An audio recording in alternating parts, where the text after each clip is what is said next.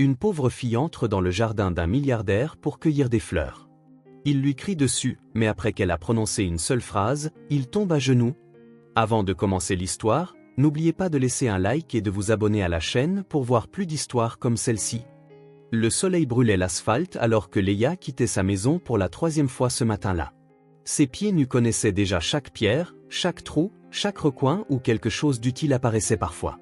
5 ans, c'était trop peu pour comprendre pleinement le monde, mais c'était suffisant pour savoir que la nourriture n'apparaissait pas simplement sur la table. La rue était déserte, comme toujours à cette heure où la chaleur poussait les gens à se cacher à l'intérieur.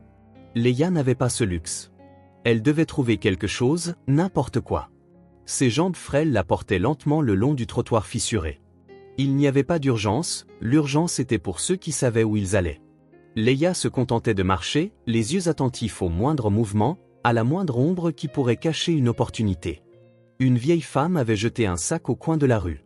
Leia s'approcha prudemment. À l'intérieur, seulement des épluchures de pommes de terre et des restes que même elle ne pouvait pas utiliser. Elle soupira. Ce n'était pas la première fois qu'elle rentrait les mains vides. Elle continua de marcher, la poussière s'accrochant à ses pieds moites, créant une couche grisâtre qui faisait déjà partie d'elle. Quand avait-elle pris un vrai bain pour la dernière fois? Elle ne s'en souvenait plus. Peut-être que cela n'avait pas d'importance. Son estomac gargouilla doucement, un son qu'elle avait appris à ignorer. Sa mère était à la maison, allongée dans le lit sombre, et dépendait d'elle. Cette certitude était ce qui la faisait avancer, même lorsque ses jambes lui faisaient mal et que le soleil tapait sans pitié. Elle tourna à un coin de rue au hasard, suivant le même chemin que d'habitude, quand quelque chose dans l'air changea. Un parfum doux et puissant emplit ses narines, différent de tout ce qu'elle connaissait dans ces rues arides. Il ressemblait vaguement à quelque chose que sa mère mentionnait les bonjours, quand elle souriait encore et parlait de belles choses. Des fleurs. Leia s'arrêta au milieu du trottoir, leva son petit visage et prit une profonde inspiration. Le parfum s'intensifiait. Il venait de quelque part tout près, mais elle ne pouvait pas voir d'où. Toutes les maisons du quartier étaient les mêmes, de hauts murs, des portails fermés, pas de jardin. Elle suivit l'odeur comme si un fil invisible la tirait en avant. Elle fit quelques pas de plus et tourna un autre coin. Là, c'était un jardin qui semblait tomber du ciel au milieu de cette rue oubliée. Des roses rouges, des roses blanches, des roses roses se balançaient doucement dans une brise dont Leia ne soupçonnait même pas l'existence. Le vert des feuilles était si intense qu'il blessait ses yeux habitués au gris de la poussière. Le portail en fer était entrouvert. Leia resta là un temps qu'elle ne put mesurer, à simplement regarder. Elle n'avait jamais rien vu de tel. C'était comme si quelqu'un avait peint un morceau du monde avec des couleurs qu'elle croyait n'exister que dans les rêves. Elle s'approcha lentement. Le portail était en effet ouvert, juste un peu, mais assez pour qu'une petite fille puisse passer. Elle regarda autour d'elle. La rue était toujours déserte. Personne pour la voir, personne pour lui demander ce qu'elle faisait. Elle prit une autre profonde inspiration. Le parfum l'enveloppa comme une étreinte chaleureuse. Elle entra. Ses pieds nus touchèrent une herbe douce dont elle ignorait l'existence. C'était différent de tout, frais, propre, comme si quelqu'un la brossait chaque jour. Elle marcha parmi les fleurs à petits pas prudents, de peur de casser quelque chose. Il y avait des roses partout, grandes et petites, ouvertes et fermées, certaines avec des gouttes d'eau qui brillaient comme de minuscules diamants. Leia tendit lentement la main et toucha un pétale. C'était aussi doux qu'elle imaginait un nuage. Sa mère adorait ça. Le souvenir la frappa comme un coup de poing dans la poitrine. Sa mère, allongée sur le lit, le visage pâle contre l'oreiller sale, les yeux le plus souvent fermés. Quand elle pouvait encore parler, elle mentionnait parfois les fleurs. Elle disait qu'elle lui rappelait que le monde avait de belles choses. Leia ne savait pas très bien ce que cela signifiait, mais à cet instant, en regardant autour d'elle, elle pensa qu'elle pouvait comprendre un peu. Elle choisit une rose blanche qui était grande ouverte, parfaite. Elle étendit sa petite main vers la tige, pensant à quel point sa mère serait heureuse de la voir. Peut-être qu'elle sourirait même. Il y avait si longtemps que Leia n'avait pas vu un vrai sourire. Ses doigts touchaient presque la fleur quand une voix grave brisa le silence. « Qu'est-ce que tu fais ici ?» Leia se figea, la main suspendue en l'air à quelques centimètres de la rose. Son petit cœur battait la chamade, mais elle ne se tourna pas immédiatement. Elle savait que la voix appartenait à un homme, elle savait qu'elle avait des ennuis. Lentement, elle tourna son corps vers la voix. Un homme de grande taille se tenait sur le porche de la maison, l'observant avec une expression qu'elle ne pouvait déchiffrer. Il avait les cheveux gris et des rides autour des yeux. Il portait une simple chemise et un pantalon sombre. Il n'avait pas l'air exactement en colère, mais il n'avait pas l'air heureux de la voir là non plus. « Je t'ai demandé ce que tu faisais dans mon jardin », répéta-t-il en descendant les marches du porche d'un pas lent mais ferme. La voix était grave, sérieuse, le genre de voix que Leia avait appris à craindre. Les adultes avec des voix comme ça signifiaient généralement des problèmes. Mais quelque chose d'étrange se produisit. Au lieu de courir, ce qui aurait été la chose sensée à faire, Leia resta où elle était. Peut-être était-ce l'épuisement de ses marches sans fin, peut-être la faim qui rendait tout un peu confus, ou peut-être était-ce simplement la beauté de la rose, si proche. Dans un mouvement rapide et délicat, elle referma ses doigts autour de la tige de la fleur et l'accueillit. L'homme cessa de marcher, ses yeux fixés sur la petite main qui tenait la rose avec autant de soin que si elle était en cristal. « Ma mère est malade, » dit Leia, sa voix plus douce qu'elle ne l'avait prévu. Elle a toujours aimé les fleurs. Les mots coulèrent naturellement, sans planification. C'était la vérité la plus simple qu'elle connaissait, dite de la manière la plus directe possible. Il n'y avait pas d'excuses élaborées, pas de mensonges, juste une fille essayant d'apporter un peu de joie à sa mère. Les mots de Leia frappèrent Jacques comme un éclair. « Ma mère est malade. Elle a toujours aimé les fleurs. » Quelque chose en lui se brisa. Ses jambes flanchèrent et il tomba à genoux, là, au milieu du jardin. Ses mains tremblaient en se posant sur l'herbe. Anna.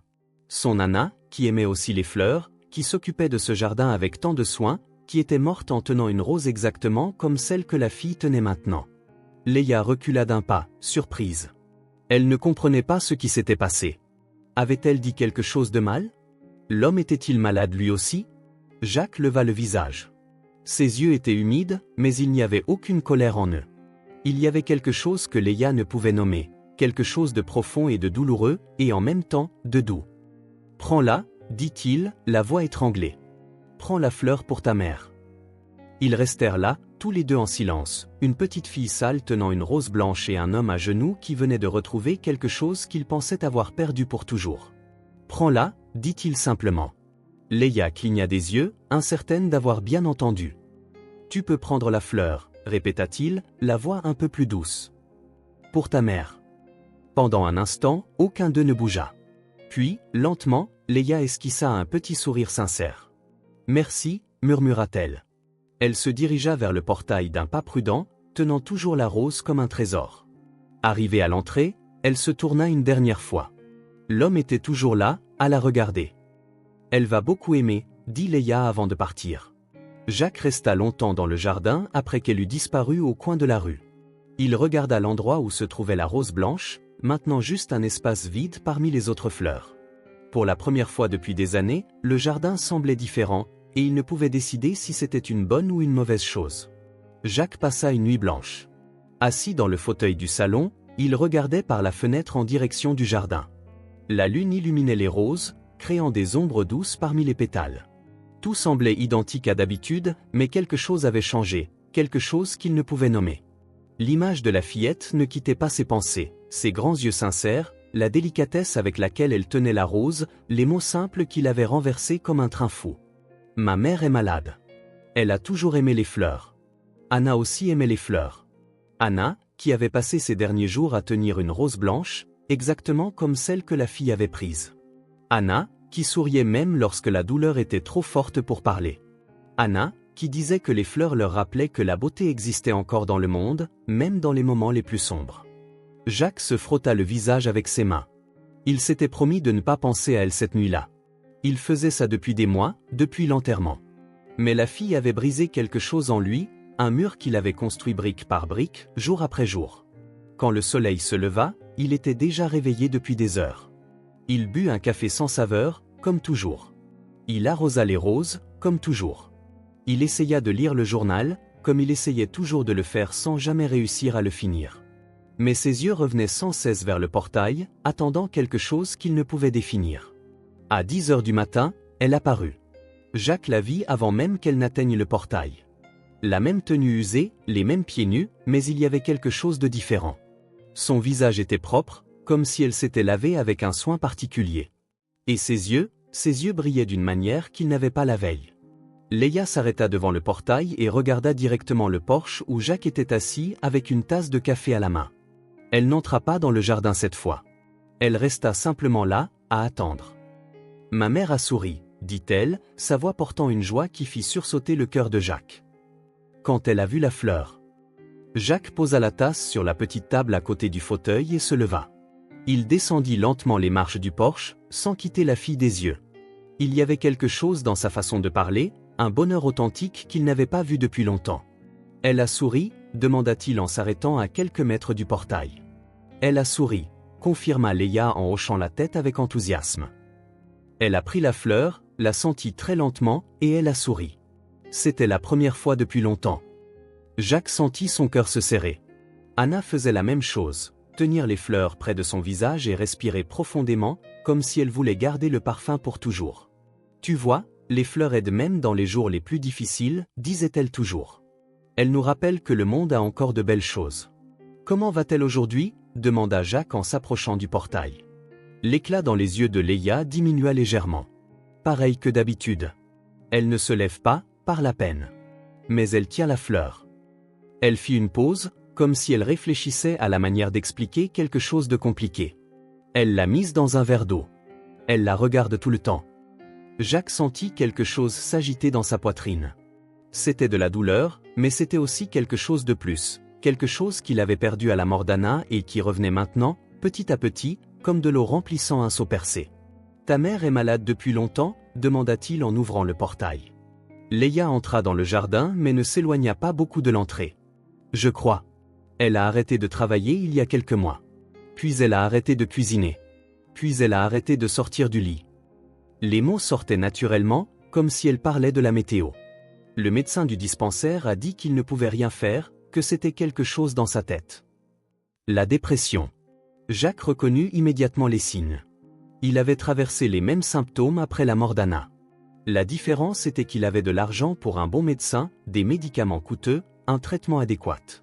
Et même ainsi, c'était une lutte quotidienne pour recommencer à vivre. « Et tu t'occupes d'elle toute seule ?» demanda-t-il. « On est juste toutes les deux », répondit Leia, comme si c'était la chose la plus normale du monde. « Mon père est parti quand j'étais petite. Il a dit qu'il ne voulait pas de fille. » Elle haussa les épaules. « Mais ça va. Je sais comment m'occuper de ma mère. » Jacques regarda cette petite enfant parler de responsabilités que même les adultes ne pouvaient porter. 5 ans, s'occupant d'une mère dépressive, cherchant de la nourriture dans les rues, survivant seule. Et pourtant, elle avait réussi à sourire en parlant de la fleur. « Je peux voir comment elle va ?» demanda-t-il, ému par quelque chose qu'il ne pouvait comprendre. Leia le regarda un instant, comme si elle évaluait si elle pouvait lui faire confiance. Elle dut voir quelque chose sur son visage, car elle hocha la tête. « Viens avec moi » dit-elle simplement. Jacques ferma le portail derrière lui et suivit la jeune fille dans la rue. Elle marchait d'un pas rapide et sûr, connaissant chaque pierre du chemin. Il regarda ses pieds nus toucher l'asphalte chaud et se demanda quand elle avait eu des chaussures pour la dernière fois. Ils marchèrent une quinzaine de minutes, traversant des rues de plus en plus pauvres. Les maisons devenaient plus petites, les murs plus bas, l'asphalte plus fissuré. Jacques n'était pas allé dans cette partie de la ville depuis des années. Il avait oublié ce que c'était que de vivre sans être sûr qu'il y aurait de la nourriture le lendemain. « C'est ici » dit Leia en s'arrêtant devant une petite maison en briques. Le toit était bas et semblait avoir besoin de réparation. Il n'y avait pas de jardin, juste une petite cour sale. Les rideaux aux fenêtres étaient des morceaux de tissu improvisés, probablement des restes de vieux vêtements. Mais tout était propre, organisé du mieux possible. « Elle est dans la chambre » dit Leia en ouvrant la porte d'entrée. La maison était encore plus petite à l'intérieur. Un minuscule salon avec 2 vieux meubles bien entretenus, une cuisine qui n'était guère plus qu'un coin avec une cuisinière et un évier, et un court couloir menant à 2 petites chambres. Leia le conduisit à la chambre du fond.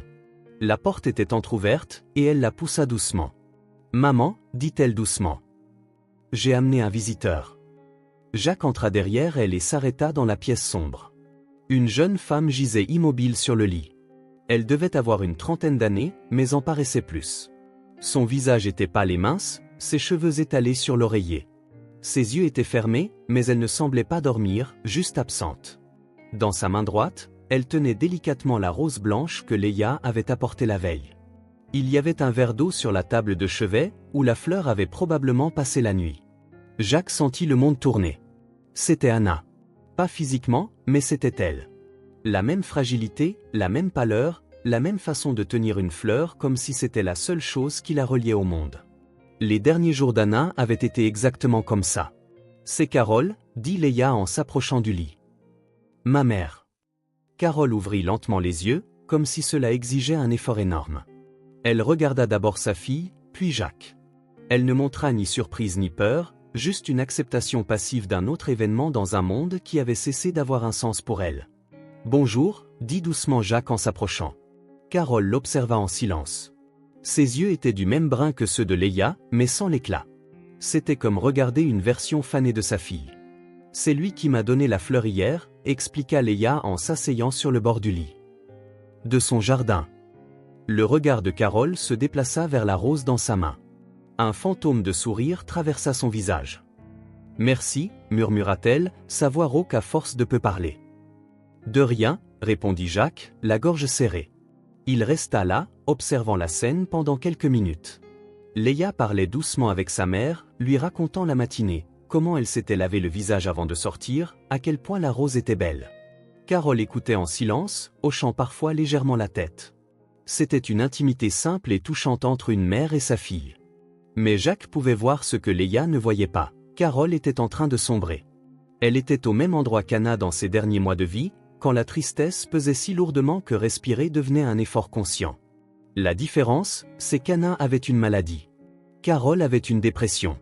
Et la dépression, lorsqu'elle est traitée correctement, est curable. Excusez-moi, dit Jacques en sortant son téléphone portable de sa poche. Je vais passer un appel. Il quitta la pièce et composa un numéro qu'il connaissait par cœur. Dr Williams, c'est Jacques Morrison. J'ai besoin d'une faveur.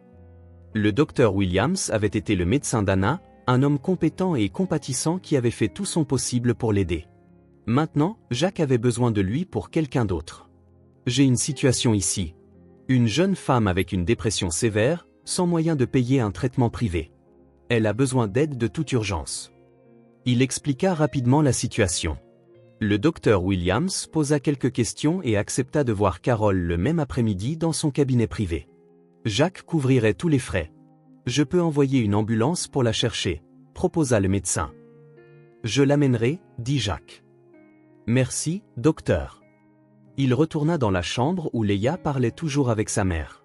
Carole, dit-il en s'approchant du lit. Je vais vous emmener voir un médecin. Un bon médecin, qui peut vous aider. Carole le regarda, confuse.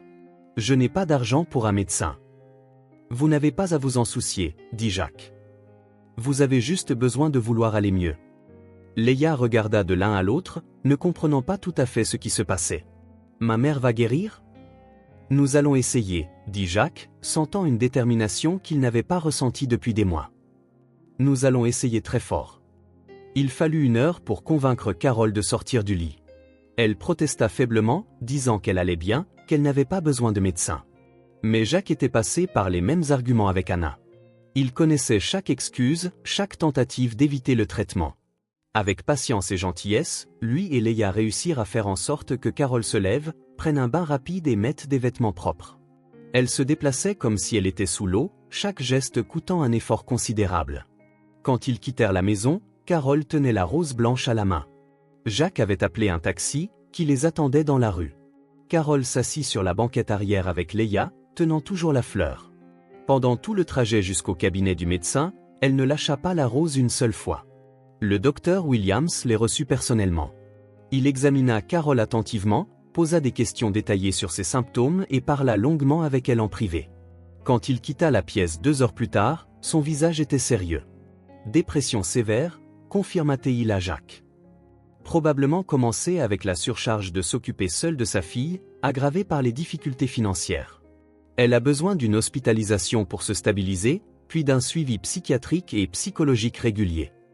Faites tout ce qui est nécessaire, dit Jacques. L'hospitalisation pourrait durer quelques semaines. La fille a-t-elle un endroit où rester ?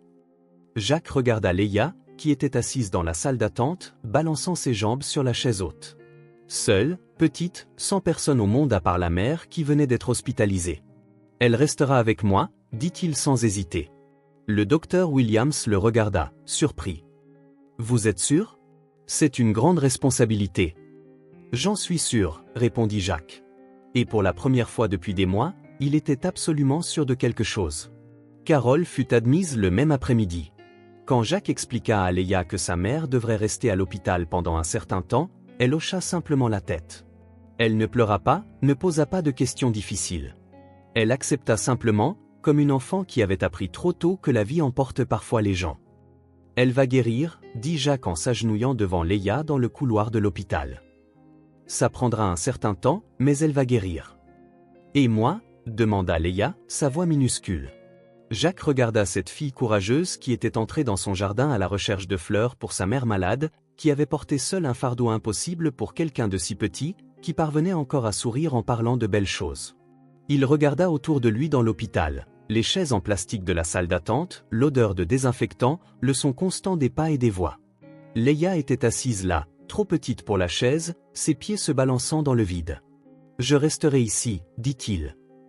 Tous les deux, à attendre ta mère. » Leia le regarda longuement. « Tu resteras avec moi ?»« Je resterai, » promit Jacques, ressentant une certitude qu'il n'avait pas éprouvée depuis longtemps. « Je ne partirai pas. » C'était une promesse simple, mais Jacques savait que c'était la plus importante qu'il ait faite depuis des années. Parce que personne, surtout pas un enfant de 5 ans, ne devrait affronter cela seul. Les portes automatiques de l'hôpital se refermèrent derrière Carole avec un son final qui résonna dans le couloir vide. Leia resta exactement là où elle était, fixant l'endroit où sa mère avait disparu, comme si elle pouvait la faire revenir par la seule force de son regard. Jacques observa la fillette en silence. Elle ne pleurait pas, ne criait pas, ne faisait aucune des choses qu'il attendrait d'un enfant de 5 en voyant sa mère emmenée par des étrangers en blouse blanche. Elle se tenait simplement là, immobile, ses petits bras ballant le long de son corps, comme une minuscule statue de porcelaine que quelqu'un aurait oubliée dans le couloir. « Léa » dit-il doucement. Elle ne répondit pas, ne cligna même pas des yeux. C'était comme si le monde s'était arrêté au moment où les portes s'étaient fermées. Le couloir de l'hôpital était relativement calme à cette heure de l'après-midi. Quelques infirmières passaient en hâte, des dossiers à la main, des médecins discutaient à voix basse près du bureau d'information. Le bourdonnement constant des équipements médicaux créait une bande-son de fond monotone. Mais rien de tout cela ne semblait atteindre l'esprit de la fillette. Elle était complètement concentrée sur cette porte blanche, attendant qu'elle s'ouvre à nouveau. Jacques s'approcha lentement et s'agenouilla à côté d'elle, se mettant à sa hauteur. Il pouvait voir le profil délicat de son visage, la détermination silencieuse dans ses yeux bruns, la façon dont ses lèvres étaient légèrement contractées en une fine ligne de concentration. « Elle va aller bien, » dit-il, la voix basse et prudente. « Les médecins vont s'occuper d'elle. » Leia cligna enfin des yeux, mais ne détourna pas le regard de la porte. « Quand est-ce qu'elle reviendra ?» demanda-t-elle, sa voix si basse que Jacques dut se pencher pour l'entendre. « Je ne sais pas encore, » répondit-il honnêtement. Il avait appris que mentir aux enfants ne fonctionnait jamais. Cela pourrait prendre quelques jours ou quelques semaines. Ça dépend de comment elle réagit au traitement. Leia hocha la tête, un petit mouvement contrôlé, comme si elle s'attendait déjà à cette réponse, comme si elle était déjà habituée aux incertitudes, aux réponses qui n'étaient pas celles qu'elle voulait entendre. Jacques regarda autour de lui dans l'hôpital.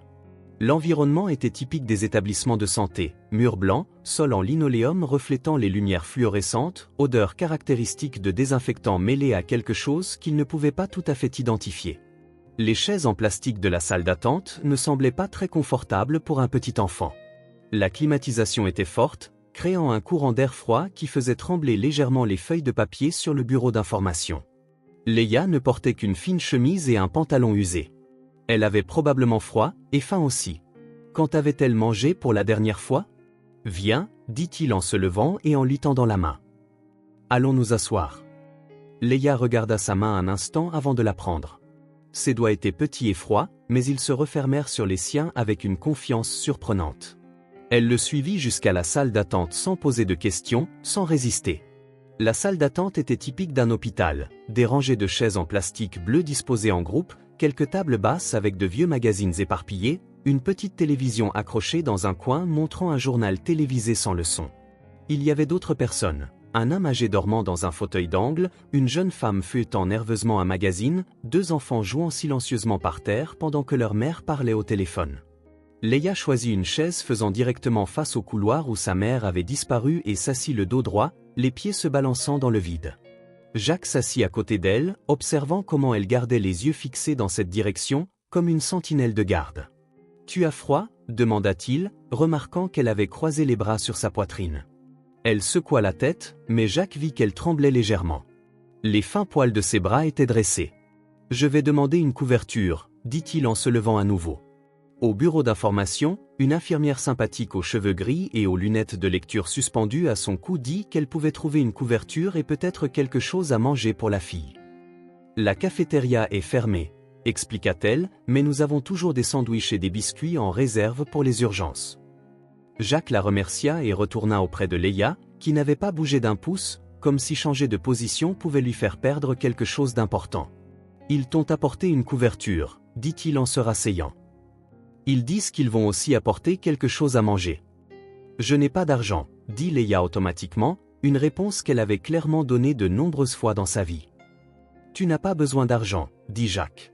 « C'est pour moi. » Leia le regarda pour la première fois depuis leur arrivée à l'hôpital. Ses yeux étaient grands et sombres, avec un sérieux qui ne devrait pas exister sur le visage d'un enfant de 5 ans. « Pourquoi ?» demanda-t-elle. C'était la deuxième fois qu'elle posait cette question, et Jacques n'avait toujours pas de réponse complète. Pourquoi faisait-il cela? Pourquoi se souciait-il autant de deux inconnus qu'il n'avait rencontrés que 2 jours auparavant? Pourquoi avait-il l'impression que sa vie dépendait de s'occuper de cet enfant? Parce que tu ne devrais pas traverser ça toute seule, dit-il finalement. Et c'était la réponse la plus honnête qu'il pouvait donner. L'infirmière arriva quelques minutes plus tard avec une couverture bleu clair et un sandwich emballé dans du papier, ainsi qu'une petite brique de jus de pomme avec une paille.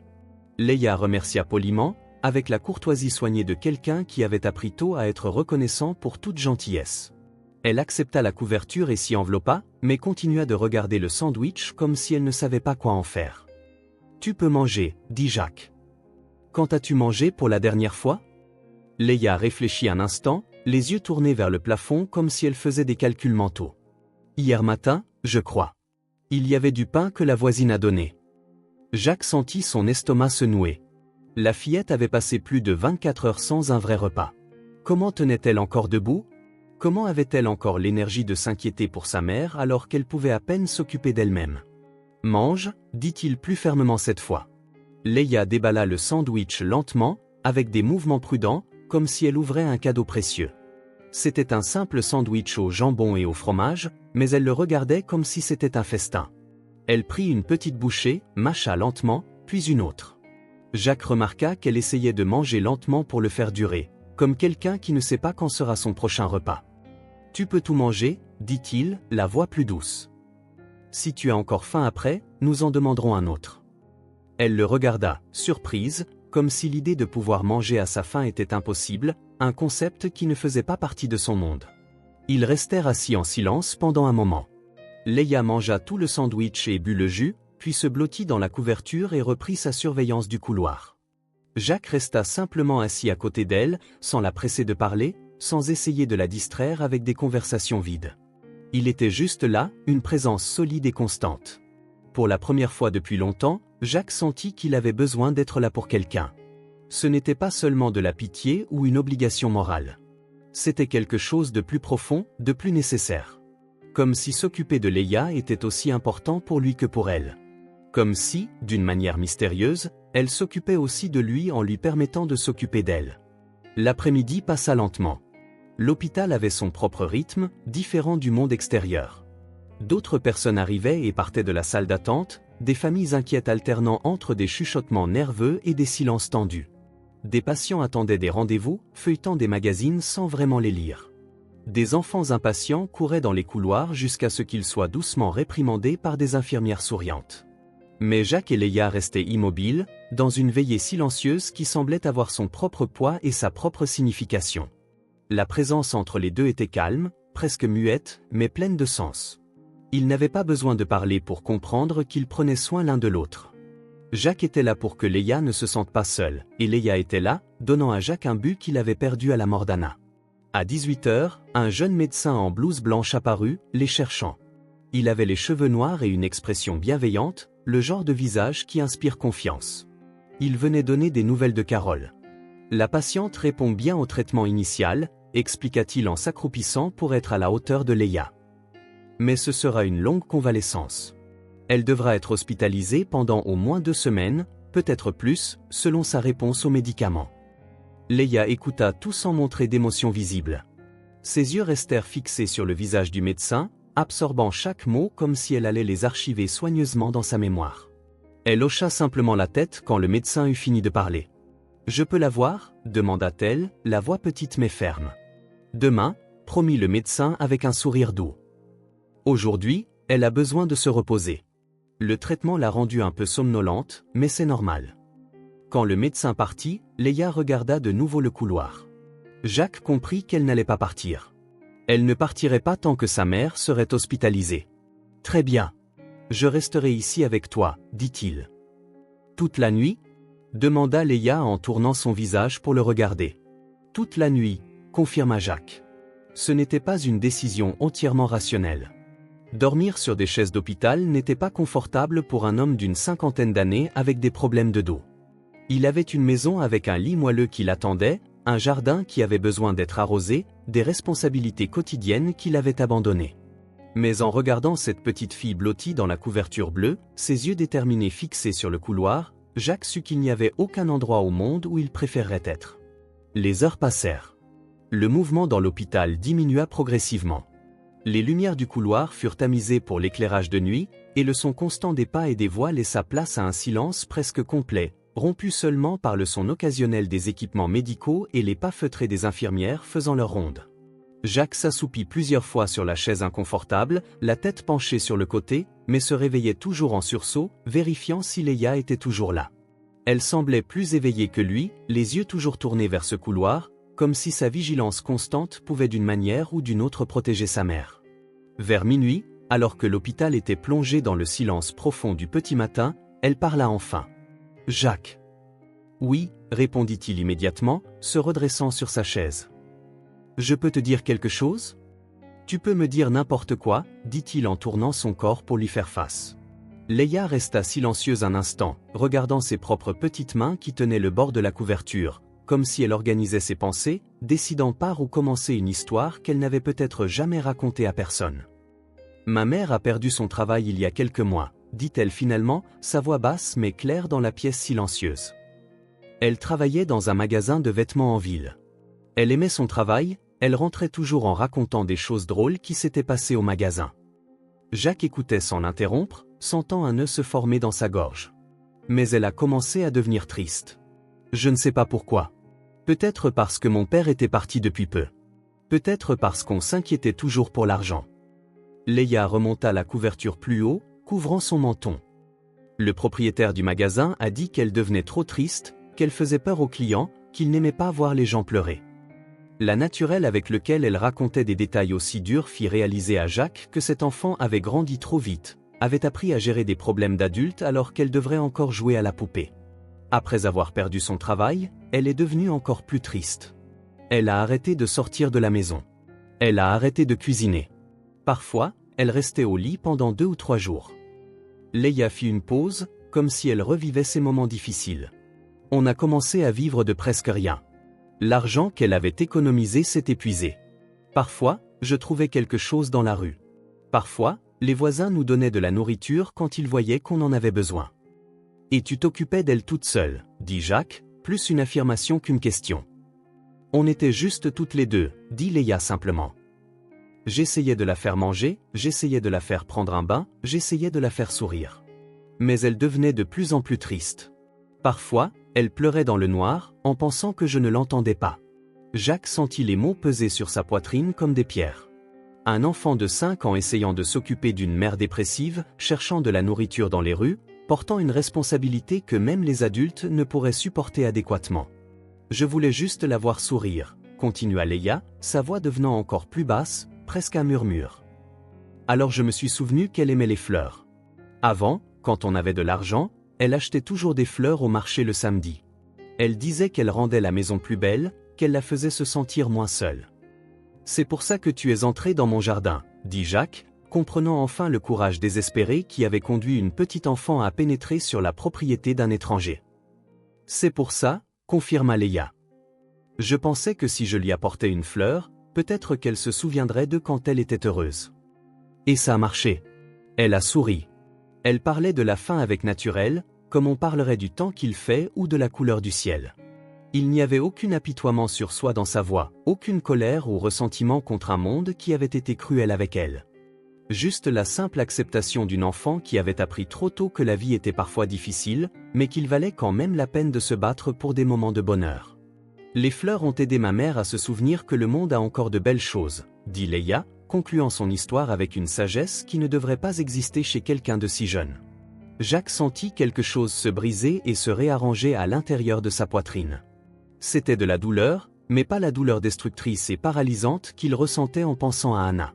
C'était une douleur différente, une douleur qui faisait mal mais qui, en même temps, le faisait se sentir plus vivant, plus connecté au monde.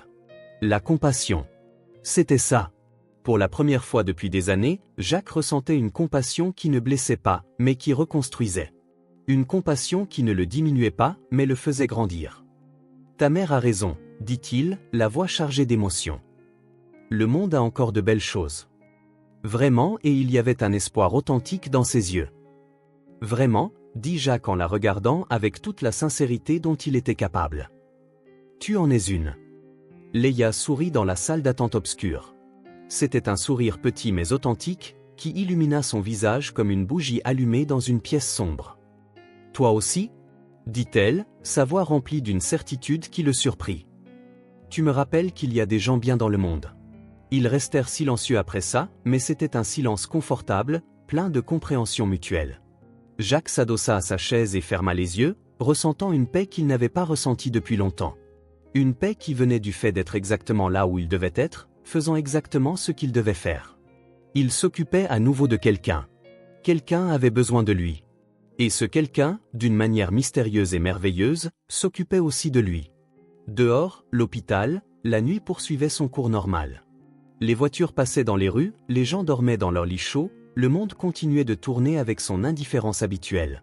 Mais dans la salle d'attente, un homme solitaire et une fille courageuse découvraient que parfois, les meilleures familles sont celles que l'on se choisit. Et qu'attendre ensemble est toujours mieux qu'attendre seul. Le lendemain matin, après avoir rendu visite à Carole à l'hôpital, Jacques prit une décision qui le surprit lui-même. « Leia, dit-il alors qu'il quittait le bâtiment. Voudrais-tu venir chez moi jusqu'à ce que ta mère aille mieux ?» Leia s'arrêta de marcher et le regarda avec ses grands yeux sérieux. « Tu es sûr ?»« J'en suis sûr, » répondit Jacques. Et c'était vrai. Pour la première fois depuis longtemps, il était absolument sûr de quelque chose. Le trajet jusqu'à sa maison fut silencieux. Leia regardait par la fenêtre de la voiture, observant des rues qu'elle n'avait probablement jamais vues auparavant. Quand ils arrivèrent, elle se tint devant le portail, regardant la maison comme si c'était un château. « C'est ici que tu vis ?» demanda-t-elle. « C'est ici que nous allons vivre », corrigea Jacques en ouvrant le portail. La maison n'était pas immense, mais elle était accueillante. Leia explora chaque recoin avec ses yeux, touchant prudemment les meubles comme si elle avait peur de casser quelque chose. « Que dirais-tu d'un bain d'abord » suggéra-t-il. « Ensuite, nous déjeunerons. » Il lui montra la salle de bain, laissa des serviettes propres et une de ses chemises qui servirait de chemise de nuit. Pendant qu'elle se lavait, Jacques prépara quelque chose de simple, des sandwichs, du jus, quelques fruits. Quand Leia sortit du bain, elle était méconnaissable. Sans la saleté de la rue, ses cheveux bruns brillaient. La chemise de Jacques était énorme sur elle, mais elle était propre et sentait bon. « Je me sens différente, » dit-elle en touchant ses propres cheveux. « Comment te sens-tu » demanda Jacques. « Propre, » répondit-elle, comme si c'était la chose la plus extraordinaire du monde. Ils déjeunèrent dans la cuisine. Leia mangeait lentement, savourant chaque bouchée. Jacques remarqua qu'elle mâchait soigneusement, comme si elle voulait stocker le goût dans sa mémoire. Ils ne parlèrent pas beaucoup, mais il y avait une paix dans ce silence que Jacques n'avait pas ressenti depuis des années. Après le déjeuner, Leia regarda par la fenêtre de la cuisine. « Je peux voir le jardin » demanda-t-elle. « Bien sûr. C'est ton jardin maintenant aussi. » Ils sortirent par la porte arrière. Leia marcha parmi les rosiers à pas lents, touchant délicatement les pétales. Elle s'arrêta devant chaque fleur comme si elle rencontrait une nouvelle personne. « Elles ont des noms » demanda-t-elle. « Des noms » Jacques n'y avait jamais pensé. « Non, ce sont juste des roses. Mais elles sont différentes, » dit Leia en montrant une grande rose rouge. « Celle-ci est différente de celle-là. » Elle avait raison. Il y avait des roses de différentes tailles, de différentes teintes. Jacques les avait toujours vus comme un groupe, mais Léa voyait chacune individuellement. « Tu veux leur donner des noms » demanda-t-il. Le visage de Léa s'illumina. « Je peux ?»« Tu peux. » Elle s'approcha de la grande rose rouge. « Celle-ci s'appellera Rose, dit-elle solennellement. Parce qu'elle est la plus belle. » Jacques sourit. « Et les autres ?» Léa passa l'après-midi à se promener dans le jardin, nommant chaque fleur. Il y avait Blanche, qui était la rose la plus pure, Petite, qui était encore en train de grandir, Timide, qui se cachait derrière les feuilles, Courageuse, qui poussait plus haut que les autres. « Pourquoi as-tu choisi ces noms » demanda-t-il.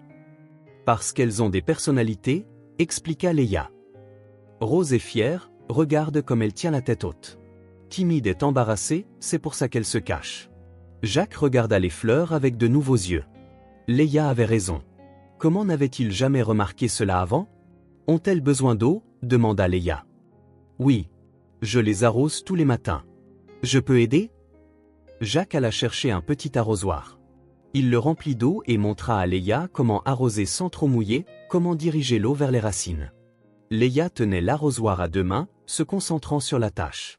Elle passa de rose en rose, parlant doucement à chacune pendant qu'elle les arrosait. « Rose a soif aujourd'hui » murmura-t-elle. « Petite a besoin de grandir forte. » Jacques l'observait avec une tendresse qui grandissait à chaque minute. Il y avait quelque chose dans le sérieux avec lequel elle traitait les fleurs, dans le soin qu'elle montrait, qui le touchait profondément. Quand ils eurent fini d'arroser, Léa s'assit sur l'herbe à côté de lui. « Ta femme aimait le jardin » demanda-t-elle. La question prit Jacques par surprise. C'était la première fois que Léa mentionnait Anna. « Elle l'aimait beaucoup » répondit-il. « Elle a planté la plupart de ses roses. Était-elle belle » Elle l'était, dit Jacques, sentant le pincement familier de la tristesse, mais cette fois adouci.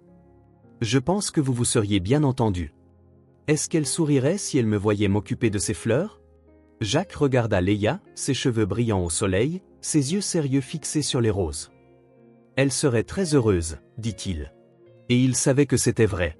Les jours suivants s'installèrent dans une routine naturelle. Léa se réveillait tôt, prenait son petit déjeuner avec Jacques, rendait visite à Carole à l'hôpital le matin et rentrait à la maison pour le déjeuner. L'après-midi, ils s'occupaient ensemble du jardin. Léa se révéla être une aide dévouée. Elle apprit rapidement quand les fleurs avaient besoin d'eau, comment identifier les parasites, comment tailler les branches sèches. Mais plus que ça, elle apportait de la vie au jardin. Elle parlait aux roses pendant qu'elle travaillait, leur racontait des histoires, fredonnait des chansons qu'elle inventait. Le jardin, qui avait été si longtemps un lieu silencieux, se remplit de vie et de joie. Jacques découvrit qu'il aimait l'écouter. Sa petite voix créait une bande-son pour des activités qu'il avait toujours faites en silence. Ce n'était pas du bruit, c'était de la musique. Rose devient plus belle, dit Léa un après-midi. Je pense qu'elle aime quand je lui parle. C'est possible, acquiesça Jacques. Les plantes peuvent sentir quand on les aime. Comment le sais-tu? Ta mère me l'a dit un jour. Elle disait que les fleurs deviennent plus belles quand quelqu'un s'en occupe avec affection. Léa sourit et retourna parler aux roses. Le soir, après le dîner, ils s'asseyaient sur le porche. Léa posait des questions sur tout, sur les étoiles, sur les oiseaux, sur la façon dont les fleurs poussaient. Jacques répondait à ce qu'il savait et inventait ce qu'il ne savait pas, juste pour la voir sourire. Sa présence, légère et simple, comblait un silence qui avait duré des années. Ce n'était pas seulement l'absence de bruit que Léa avait brisé. C'était le silence émotionnel, le vide que Jacques portait depuis la mort d'Anna. Avec Léa, la maison avait de nouveau une âme. Le jardin avait de nouveau un but. Et Jacques, sans s'en rendre compte, recommençait à vivre. Une nuit, alors qu'elle dormait dans la chambre qu'il lui avait préparée, Jacques resta éveillé à réfléchir. Une semaine plus tôt, sa vie était prévisible et vide. Il se réveillait, s'occupait du jardin, mangeait, dormait. C'était une existence, pas une vie. Maintenant, il y avait quelqu'un dont il fallait s'occuper, quelqu'un qui dépendait de lui, quelqu'un qui le faisait rire, qui lui faisait voir le monde avec de nouveaux yeux. Quelqu'un qui avait transformé son jardin en un lieu magique où les fleurs avaient des noms et des personnalités. Léa n'avait pas seulement trouvé un foyer, elle avait redonné un foyer à Jacques.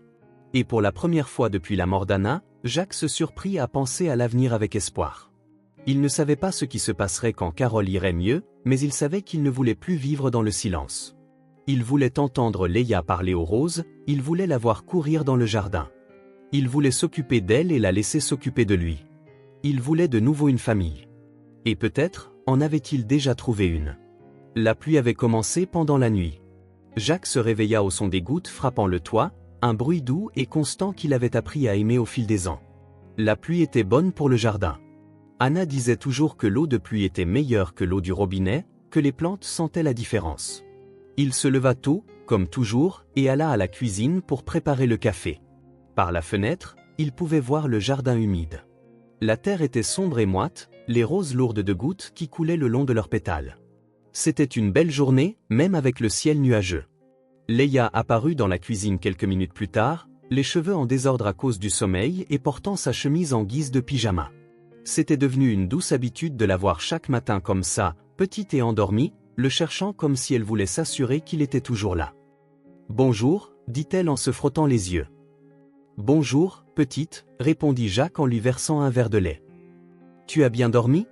J'ai rêvé des roses », dit Leia en s'asseyant à table. Elle me parlait.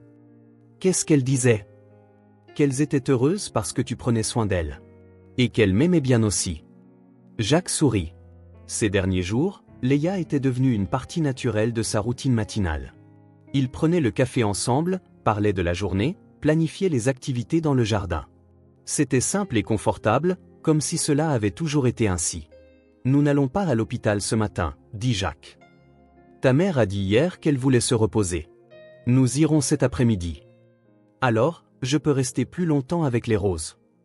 Tu peux rester aussi longtemps que tu veux. » Leia sourit et but une gorgée de lait. La pluie leur a fait du bien ? Oui, elles adorent la pluie. Après le café, ils allèrent ensemble dans le jardin. La pluie avait cessé, mais tout était encore humide. L'air sentait la terre mouillée et les fleurs. Leia courut vers ses roses préférées, vérifiant si elles allaient bien. « Regarde, Jacques, dit-elle en montrant la rose qu'elle avait nommée Petite. Elle a grandi. » Jacques s'approcha pour voir. La rose semblait en effet un peu plus grande que la veille. « Tu as raison. La pluie a dû l'aider. Elle avait soif, dit Leia avec conviction. Je l'avais remarqué hier. C'était incroyable comme elle s'était connectée au jardin en quelques jours seulement. Elle connaissait chaque rose individuellement, savait quand elles avaient besoin d'eau, quand quelque chose était différent. Elle avait un instinct naturel que Jacques admirait. « On arrose les autres ?» demanda-t-elle. « Pas aujourd'hui, » dit Jacques. « La pluie a déjà tout arrosé. Mais je peux leur parler ? » « Tu peux. » Leia s'accroupit à côté de Rose, la grande rouge qui avait été la première à être nommée. Elle commença à lui raconter son rêve de la nuit, à quel point elle avait bien dormi, à quel point elle était heureuse d'être là. Jacques l'observait, sentant cette tendresse grandissante qui était devenue constante. La façon dont elle leur parlait comme si elles étaient des amies, qui le touchait profondément. « Jacques, viens voir !» cria soudain Leia. Elle s'était déplacée vers le fond du jardin, où il y avait une petite zone qu'il utilisait pour planter des semis. Jacques se dirigea vers elle, mais lorsqu'il posa le pied sur la terre humide, son pied glissa. Il essaya de se rattraper, mais c'était trop tard. Il tomba par terre, ses vêtements se salissant immédiatement de boue. « Jacques !» Leia courut vers lui pour l'aider, mais dans sa hâte, elle glissa aussi sur la terre mouillée. Elle tomba juste à côté de lui, éclaboussant de la boue partout. Pendant un instant, ils restèrent assis là, à se regarder. Ils étaient couverts de boue de la tête aux pieds. Jacques était sur le point de s'excuser, de râler contre le désagrément, quand il entendit un son qu'il n'avait pas entendu depuis longtemps. Leia riait. Ce n'était pas un petit rire contenu ou un gloussement poli. C'était un éclat de rire libre et authentique, celui d'un enfant qui trouvait la situation hilarante. Elle riait si fort qu'elle ne pouvait plus parler, se contentant de pointer Jacques du doigt et de rire encore plus. « Tu es tout sale », réussit-elle à dire entre deux rires. Jacques se regarda. Il était en effet dans un sale état. Sa chemise blanche était maintenant marron, son pantalon avait des taches de boue, même ses cheveux avaient des éclaboussures de terre. Et alors, incapable de se contrôler, il se mit à rire aussi. C'était un rire qui venait de quelque part au plus profond de lui, un endroit qui était resté silencieux si longtemps qu'il avait oublié son existence. Un rire léger, propre, sans amertume ni tristesse. Le premier depuis la mort d'Anna. Assis là, dans la boue, ils rirent tous les deux jusqu'à en avoir mal au ventre. Leia riait du visage sale de Jacques, Jacques riait de la façon dont elle ressemblait à un petit monstre de boue. Il riait de la situation absurde, de la façon dont ils étaient devenus un désastre en quelques secondes. Quand ils eurent enfin fini de rire, ils restèrent assis là, sur la terre humide, en se souriant. On est dans un beau pétrin, dit Leia en essuyant un peu de boue de son visage, mais ne réussissant qu'à en étaler davantage. C'est vrai, acquiesça Jacques, se sentant plus léger qu'il ne l'avait été depuis des années. Il s'assit mieux à côté d'elle, ne se souciant plus de la saleté. Il regarda le jardin autour d'eux, les roses se balançant doucement dans la brise, Leia à côté de lui avec son visage couvert de terre et un sourire radieux. Et puis, la réalisation le frappa comme un éclair. Je suis en train de vivre à nouveau, pensa-t-il. Il n'existait plus simplement, passant ses journées dans une routine vide. Il vivait vraiment, riant, ressentant de la joie, s'occupant de quelqu'un et étant soigné en retour. Un enfant avait ramené ce qu'il pensait avoir perdu pour toujours, la joie. La joie pure et simple d'être en vie, de partager des moments idiots, de rire jusqu'à en avoir mal au ventre. La joie qui vient d'avoir quelqu'un dont on peut s'occuper, quelqu'un qui se soucie de savoir si vous allez bien, quelqu'un qui veut être près de vous. Leia, dit-il, la voix un peu rauque d'émotion. Oui. Merci. Pourquoi? Jacques la regarda, cette fille courageuse qui était entrée dans sa vie comme un ouragan silencieux, changeant tout sans faire de bruit. De m'avoir rappelé à quel point c'est bon d'être en vie, dit-il. Leia pencha la tête, réfléchissant. C'est toi qui m'as sauvé en premier, dit-elle finalement. Tu as sauvé ma mère. Tu m'as donné un endroit où rester. Tu m'as appris à prendre soin des roses. Je crois qu'on s'est sauvés l'un l'autre, dit Jacques. Leia sourit et se leva, tendant sa petite main sale pour l'aider. On va prendre un bain? Suggéra-t-elle. Avant d'aller voir ma mère. Jacques accepta sa main et se leva. Bonne idée. Ils entrèrent dans la maison ensemble, laissant des empreintes de boue sur leur passage. Jacques s'en fichait. Pour la première fois depuis longtemps, il ne se souciait pas du désordre, de la saleté, du rangement. Il ne se souciait que du son du rire de Leia qui résonnait dans sa mémoire. L'après-midi, propre et bien habillé, il allait rendre visite à Carole à l'hôpital. Elle allait de mieux en mieux chaque jour, plus présente, plus semblable à la mère que Leia décrivait dans ses histoires. Le traitement fonctionnait. Leia avait apporté une rose blanche du jardin, comme toujours. Carole tenait la fleur délicatement, la sentant de temps en temps avec un petit sourire sincère. « Comment vous entendez-vous tous les deux » demanda Carole à Jacques pendant que Leia parlait des pluies du matin. « Bien, dit Jacques. »« Très bien. Elle ne te cause pas de problème. »« Aucun problème, répondit Jacques honnêtement. En fait, elle m'aide beaucoup. » Carole l'observa un instant. « Tu as l'air différent. Plus joyeux. » Jacques regarda Leia, qui arrangeait maintenant la rose dans le petit verre d'eau sur la table de chevet, ajustant soigneusement chaque pétale. « Je suis différent, admire. » Ils parlèrent pendant 1 heure. Carole raconta comment elle se sentait mieux, comment les médicaments l'aidaient, comment elle ressentait de l'espoir pour la première fois depuis des mois. Leia parla des roses, de la façon dont chacune avait sa propre personnalité, de la façon dont elle apprenait à s'en occuper. C'était une conversation normale, familière, pleine de petits détails du quotidien. Mais pour Jacques, qui avait passé tant de temps dans le silence, c'était extraordinaire. Alors qu'il se préparait à partir, Leia tint la rose blanche qu'elle avait apportée et regarda Jacques avec ses yeux sérieux. « Jacques, dit-elle. Je peux te poser une question ? » « Bien sûr. » « Pourquoi aimes-tu autant ces fleurs ?» La question était simple, mais Jacques en sentit le poids. Il prit une profonde inspiration, organisant ses pensées. C'était une question à laquelle il n'avait jamais complètement répondu, même à lui-même.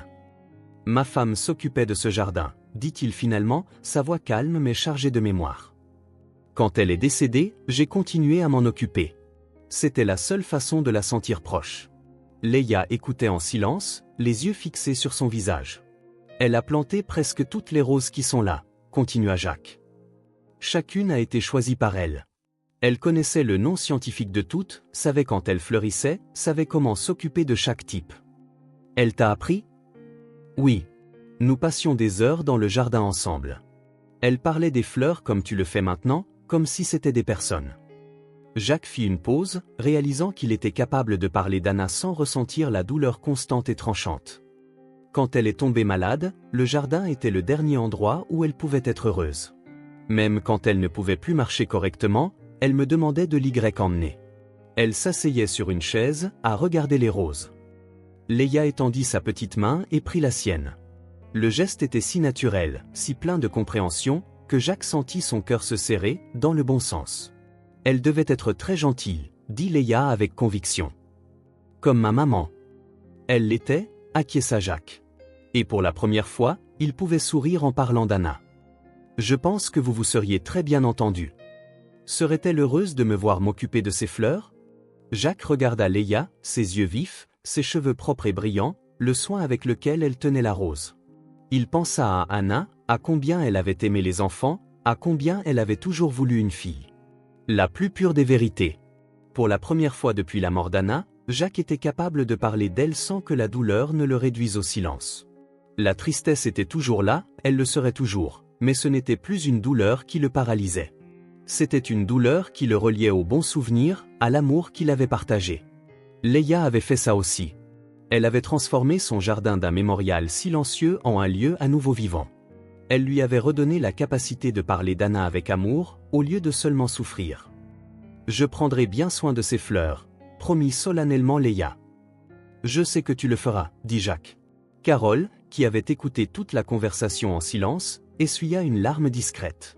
« Vous avez de la chance de vous être trouvés, » dit-elle.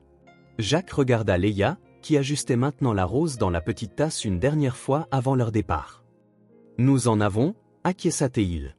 Et pour la première fois depuis longtemps, Jacques se sentit vraiment chanceux. Sur le chemin du retour, Léa s'endormit dans la voiture. Jacques l'observait dans le rétroviseur, voyant son visage détendu, ses cheveux en désordre, la façon dont elle tenait le petit sac à dos qui était devenu son compagnon constant.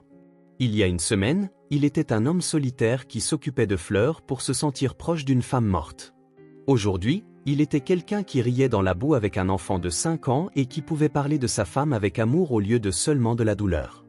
Un petit enfant aux pieds nus était entré dans son jardin à la recherche d'une fleur pour sa mère malade, sans le savoir, avait ramené à la vie un homme qui avait oublié comment vivre.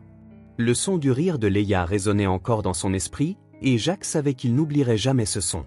Il n'oublierait jamais à quel point c'était bon d'être vraiment en vie. La nouvelle arriva un jeudi matin ensoleillé. Le docteur Williams appela Jacques personnellement, sa voix pleine de satisfaction professionnelle. Carole répondait extraordinairement bien au traitement. Les médicaments avaient stabilisé son humeur, les séances de thérapie montraient des progrès significatifs, et elle avait exprimé un réel intérêt à rentrer chez elle. Elle peut sortir à la fin de la semaine, dit le médecin. C'est une guérison impressionnante pour la durée de l'hospitalisation. Jacques ressentit un mélange de joie et d'appréhension. Joie parce que Carole allait mieux, parce que Léa retrouverait sa mère. Appréhension parce qu'il ne savait pas exactement ce qui se passerait ensuite. Est-elle prête à s'occuper de sa fille? Demanda-t-il. Elle l'est. Mais elle aura besoin d'un suivi continu et d'un environnement stable. Pas de stress excessif pour l'instant. Quand Jacques annonça la nouvelle à Léa, elle resta silencieuse un long moment, traitant l'information. « Ma maman revient ?» demanda-t-elle finalement. « Elle revient », confirma Jacques. « Elle va beaucoup mieux. Et je rentre à la maison avec elle ?»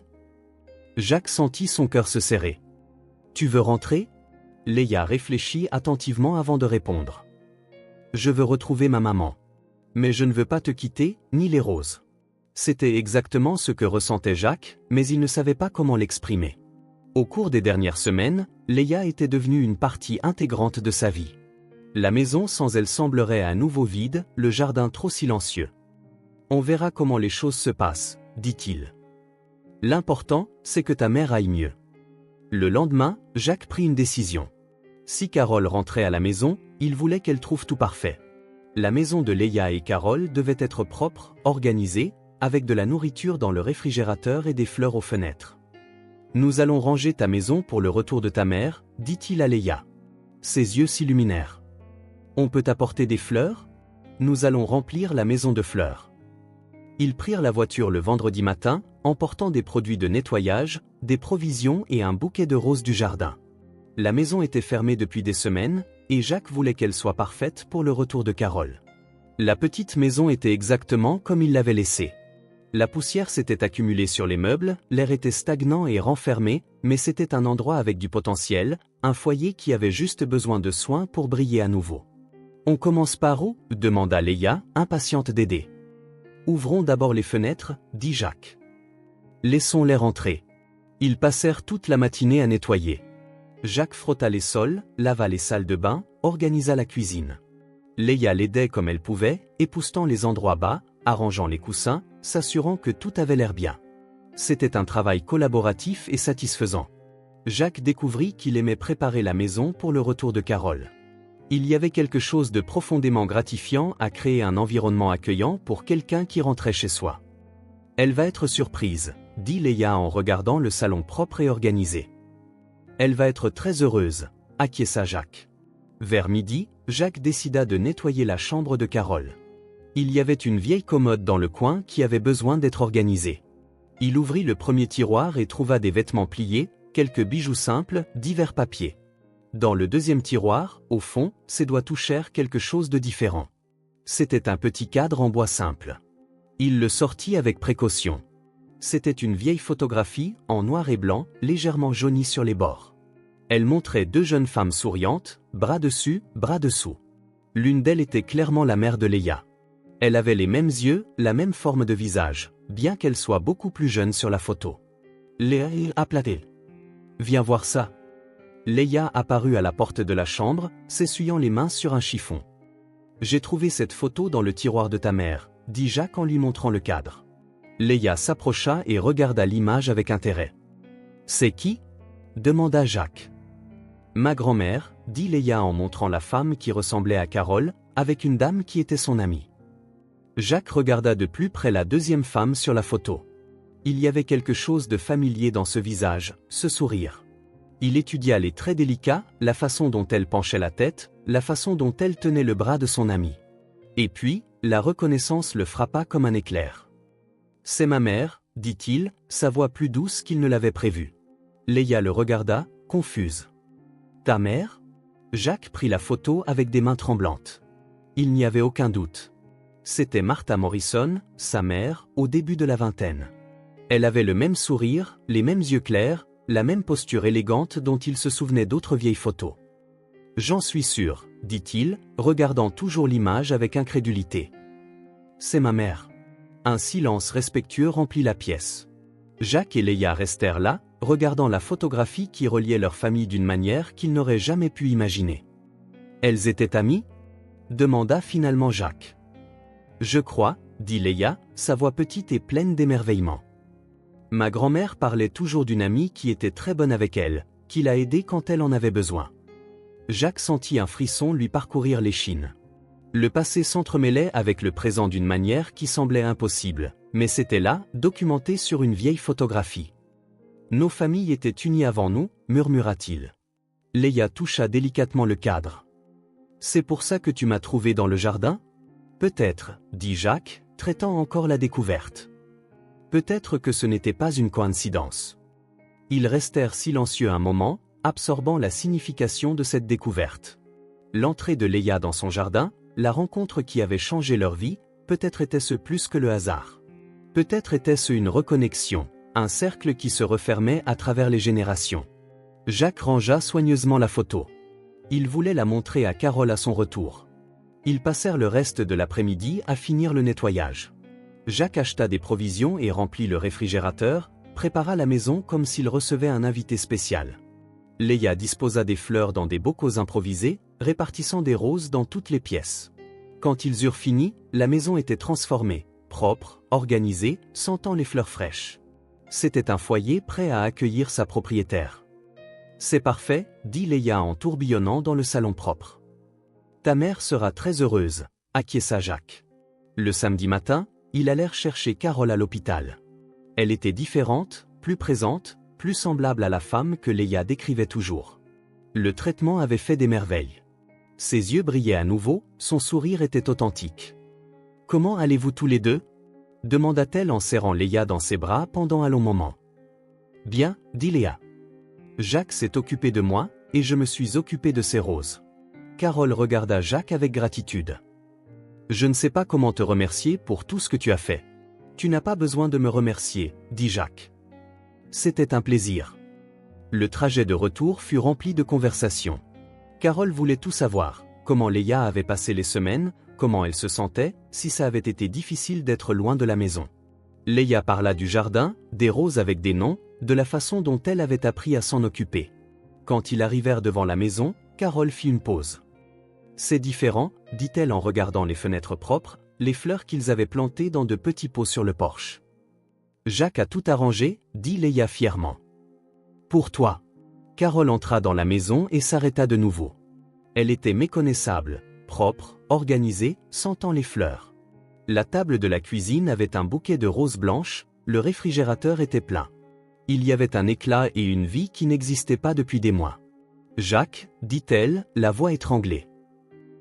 Je ne m'attendais pas. Je voulais que tu te sentes bien en rentrant à la maison, dit-il simplement. » Carole s'assit sur une chaise de la cuisine et se mit à pleurer. Ce n'était pas un cri de tristesse, mais de soulagement, de gratitude, de reconnaissance pour toute la gentillesse qu'elle avait reçue. « Maman ?» dit Léa, inquiète. « Je vais bien, mon amour, dit Carole en essuyant ses larmes. Je suis juste très heureuse d'être à la maison. » Jacques attendit qu'elle se ressaisisse avant de lui montrer la photo. Quand Carole cessa de pleurer, il sortit le cadre de sa poche. « J'ai trouvé ça dans un tiroir en nettoyant, dit-il. Léa m'a dit que c'est ta mère avec une amie. » Carole prit la photo et la regarda longuement. Son visage se transforma, ses yeux se remplissant d'une émotion différente. « Ma mère, dit-elle doucement en touchant l'image de la jeune femme. Elle était si belle. » « Et l'autre » demanda Jacques, bien qu'il connaisse déjà la réponse. Carole regarda de plus près la deuxième femme. « Cette dame, dit-elle lentement, était très gentille. Elle a aidé ma mère quand elle en avait besoin. Je me souviens d'elle. » Elle fit une pause, comme si elle se rappelait de vieux souvenirs. « Elle apportait toujours des choses pour nous, de la nourriture, des vêtements pour moi quand j'étais petite. Ma mère disait que c'était un ange. » Carole regarda Jacques. « Pourquoi as-tu cette photo ? » « Parce que, dit Jacques calmement, cette dame était ma mère. » Le silence qui suivit fut profond et respectueux. Carole regarda de la photo à Jacques, puis à Léa, traitant l'impossibilité de cette connexion. « Ta mère » murmura-t-elle. « Martha Morrison, dit Jacques. Elle aidait toujours les gens dans le besoin. Elle disait toujours que c'était important de prendre soin les uns des autres. » Carole serra la photo contre sa poitrine comme si c'était un trésor précieux. « Alors toi » commença-t-elle, puis s'arrêta, incapable de finir la phrase. « Nos familles se connaissaient déjà, dit Jacques. Elles étaient déjà connectées. » Léa regarda d'un adulte à l'autre, essayant de comprendre ce que cela signifiait. « Ça veut dire que ce n'est pas par hasard que j'ai trouvé ton jardin » demanda-t-elle. « Je ne crois pas, dit Jacques. Je pense que c'était une reconnexion. » Carole se mit à pleurer de nouveau, mais maintenant, c'étaient des larmes d'émerveillement et de gratitude. « Ta mère a sauvé notre famille une fois, dit-elle à Jacques. Et maintenant, tu as sauvé notre famille à nouveau. » Jacques sentit sa gorge se serrer. La découverte de cette photo changeait tout. La rencontre avec Léa n'avait pas été une simple coïncidence.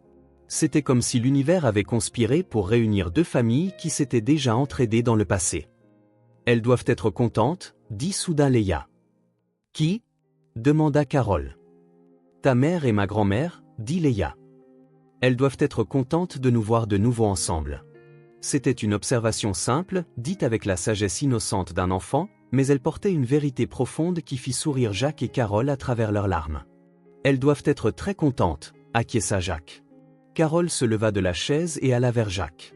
Sans un mot, elle le serra fort dans ses bras. « Je ne sais pas comment te remercier, » dit-elle, sa voix étouffée contre son épaule. « Pour tout.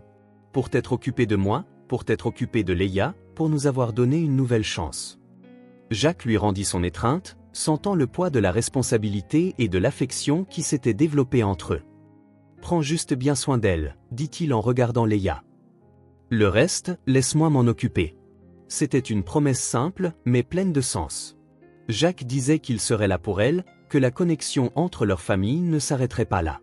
Que prendre soin les uns des autres était un héritage qui venait de loin et qui continuerait. Carole se recula et le regarda dans les yeux. « Tu vas continuer à faire partie de nos vies » demanda-t-elle. Jacques regarda Léa, qui l'observait avec de l'espoir dans les yeux.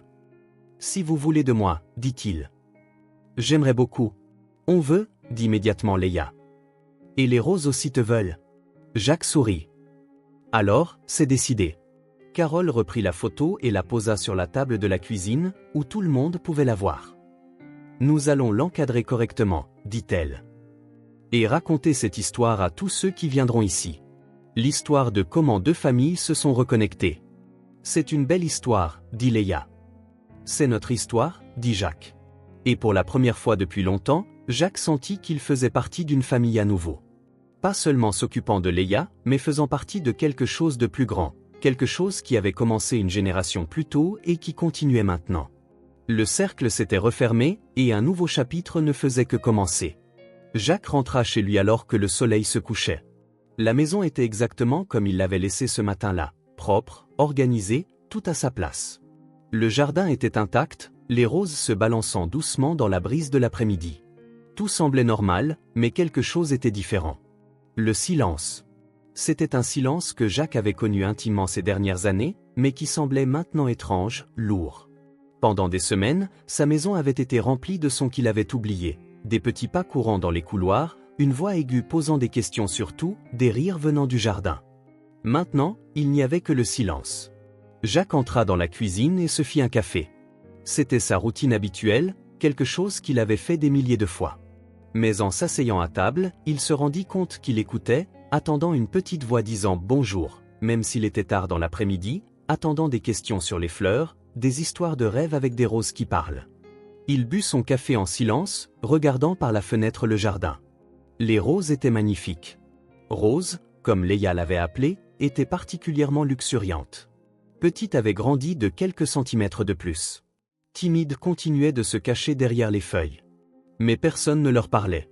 Jacques finit son café et alla dans le jardin. Il prit l'arrosoir, bien que les plantes n'aient pas besoin d'eau.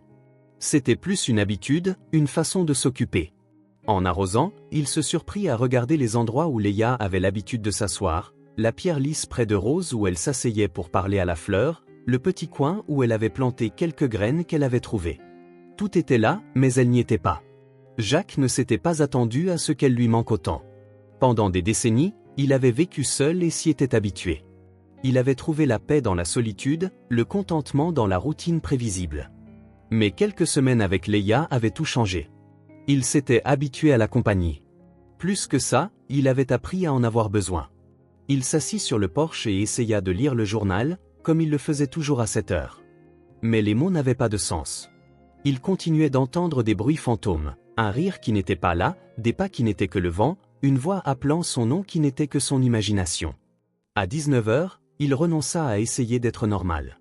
Il attrapa ses clés de voiture et conduisit jusqu'à la maison de Carole et Léa. La maison était éclairée, accueillante dans la lumière dorée de la fin d'après-midi. Il pouvait voir du mouvement à travers les fenêtres, deux silhouettes se déplaçant dans la cuisine, préparant probablement le dîner.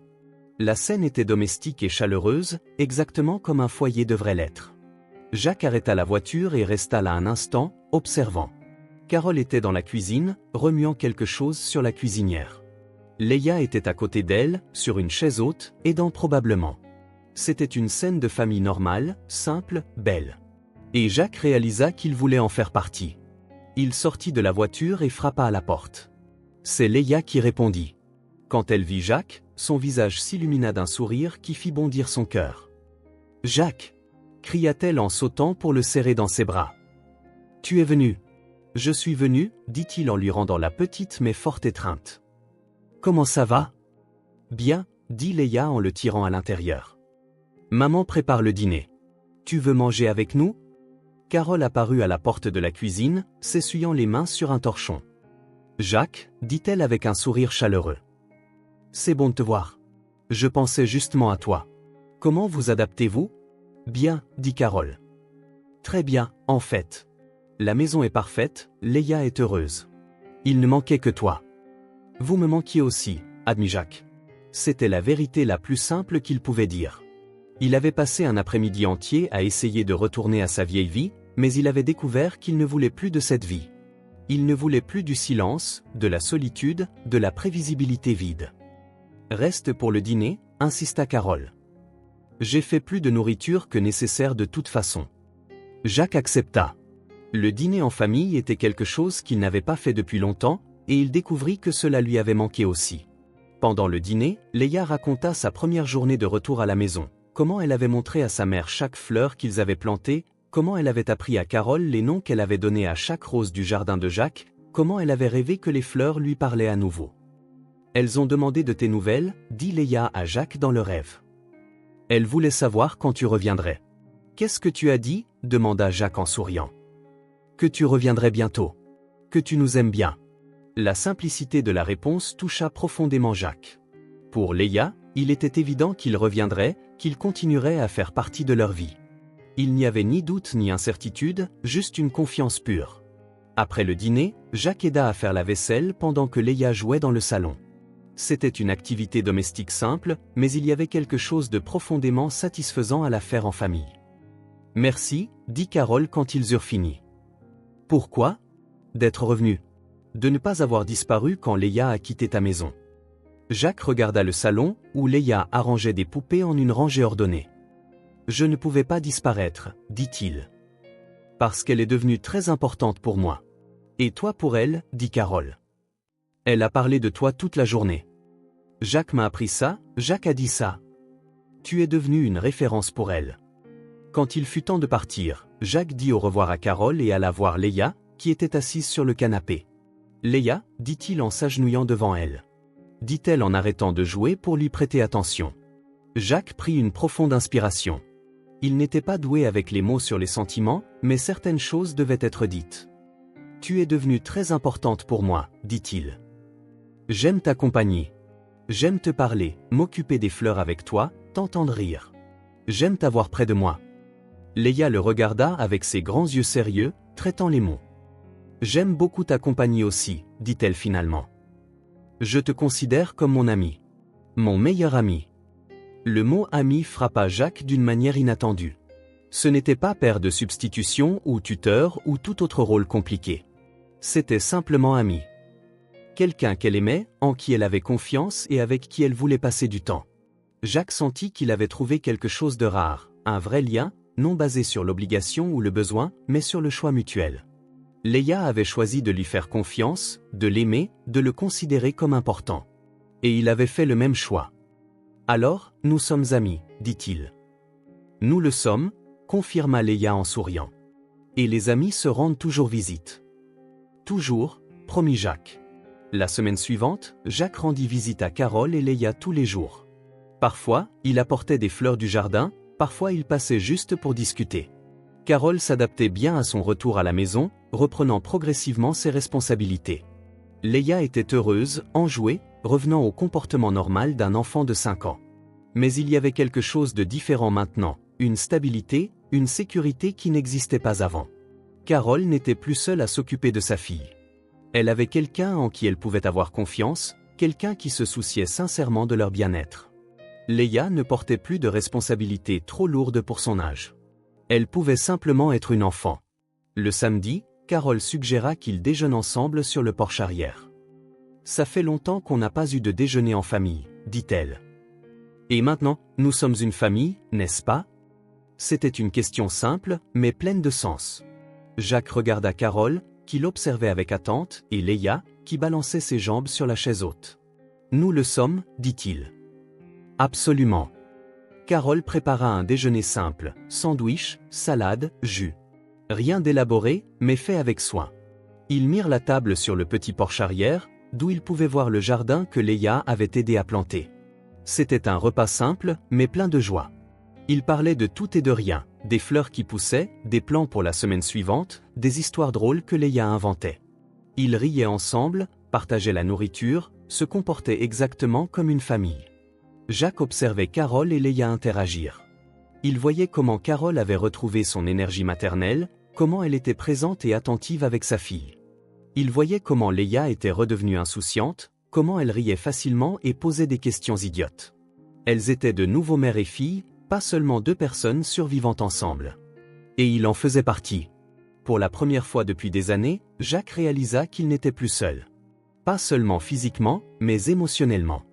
Il avait des gens qui se souciaient de lui, qui voulaient sa compagnie, qui l'incluaient dans leur vie. Il avait une famille choisie, créée par des circonstances improbables, mais maintenue par une affection sincère. Après le déjeuner, Jacques proposa d'emmener Léa en promenade. Il y a un beau champ non loin d'ici, dit-il, plein de fleurs sauvages. Je pense que tu aimerais. Je peux y aller, maman? Demanda Leia. Tu peux, dit Carole. Mais sois prudente. D'accord. Je prendrai bien soin d'elle, promit Jacques. Le champ était à 15 minutes de route. C'était un espace ouvert, couvert d'herbes vertes et parsemé de fleurs sauvages, des marguerites, de petits tournesols, quelques roses sauvages. Il y avait quelques arbres épars offrant de l'ombre, et à l'horizon, de douces collines s'étendaient à perte de vue. C'est magnifique, dit Leia en sortant de la voiture. C'est vrai, acquiesça Jacques. Je pensais que tu aimerais. Leia courut vers les fleurs, ses cheveux volant au vent. Jacques la suivit plus lentement, observant comment elle explorait chaque recoin du champ avec la curiosité naturelle d'un enfant. « Regarde, Jacques !» cria-t-elle. « Il y a des marguerites. » Elle s'agenouilla et commença à accueillir quelques fleurs, choisissant soigneusement les plus belles. Jacques s'approcha et s'assit sur l'herbe à côté d'elle. « Elles sont belles, dit-il. »« Différentes de tes roses, dit Léa. Mais belles aussi. » Ils restèrent là 1 heure, explorant le champ, parlant des différentes fleurs, regardant quelques papillons qui apparaissaient de temps en temps. C'était un moment simple et parfait, sans hâte ni pression. Alors qu'ils se préparaient à rentrer, Leia s'approcha de Jacques avec une marguerite à la main. « Pour toi, dit-elle en lui offrant la fleur. Maintenant, tu souris comme moi. » Jacques prit la petite marguerite délicate. C'était une fleur simple, sans l'élégance des roses de son jardin, mais il y avait quelque chose de spécial à son sujet. Elle avait été choisie spécialement pour lui, par quelqu'un qui se souciait de lui. Il regarda Leia, qui lui souriait avec toute l'affection du monde. Puis il regarda le ciel bleu, sentant le vent doux sur son visage. Pendant un instant, il eut un sentiment de paix absolue, comme si toutes les pièces de sa vie s'étaient enfin mises en place. Son jardin n'était plus un mémorial silencieux à Anna. Il était devenu un lieu où la vie se déroulait à nouveau, où un enfant apprenait à prendre soin des fleurs, où le rire résonnait parmi les roses, où de nouveaux souvenirs se créaient chaque jour. C'était un endroit où l'amour avait enfin refleuri. Pas le même amour qu'il avait perdu, celui-là serait toujours unique et irremplaçable. Mais un nouvel amour, différent, tout aussi précieux. L'amour d'une famille choisie, de liens créés non par le sang, mais par le soin mutuel. « Merci, » dit Jacques en mettant la marguerite dans la poche de sa chemise. « Pourquoi ?» demanda Leia. À la recherche d'une fleur pour sa mère malade et qui avait fini par ramener sa capacité à aimer. « De m'avoir appris à sourire à nouveau, dit-il. Leia lui prit la main. « Tu m'as appris qu'il y a des gens bien dans le monde. »« On s'est appris l'un à l'autre, » dit Jacques. Ils retournèrent à la voiture main dans la main, laissant des empreintes dans la terre meuble du champ derrière eux. Les fleurs sauvages se balançaient dans le vent, témoin silencieux d'un moment parfait entre un homme qui avait réappris à vivre et un enfant qui lui avait montré le chemin. Jacques rentra chez lui avec la marguerite dans sa poche et le cœur rempli d'un bonheur tranquille. Sa vie avait complètement changé en quelques semaines, et pour le mieux. Il avait de nouveau une famille, il avait un but, il avait de l'amour. Et pour la première fois depuis la mort d'Anna, Jacques était vraiment en paix. Si cette histoire a touché votre cœur, abonnez-vous à la chaîne et activez les notifications pour ne pas manquer les prochaines. Laissez un j'aime, car cela aide cette histoire à être recommandée à plus de personnes. À bientôt dans la prochaine.